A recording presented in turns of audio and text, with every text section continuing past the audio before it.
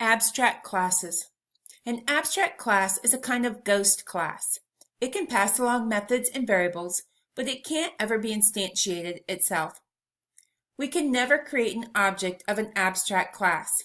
In this sense, an abstract class is like an interface.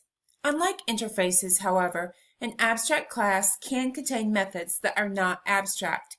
It can also contain data declarations other than constants. A class is declared as abstract by including the abstract modifier in the class header.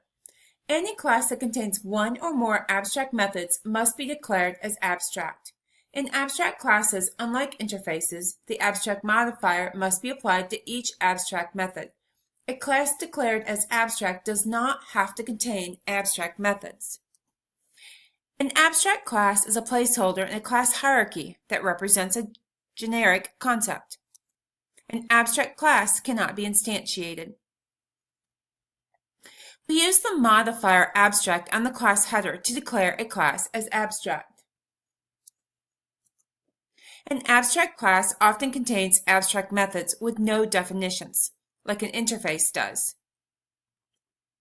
Unlike an interface, the abstract modifier must be applied to each abstract method.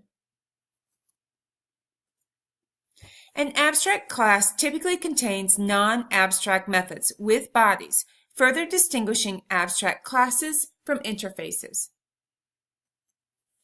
A class declared as abstract does not need to contain abstract methods. The child of an abstract class must override the abstract methods of the parent, or it too will be considered abstract.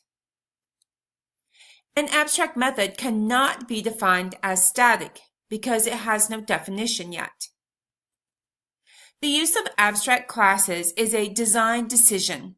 It helps us establish common elements in a class that is too general to instantiate.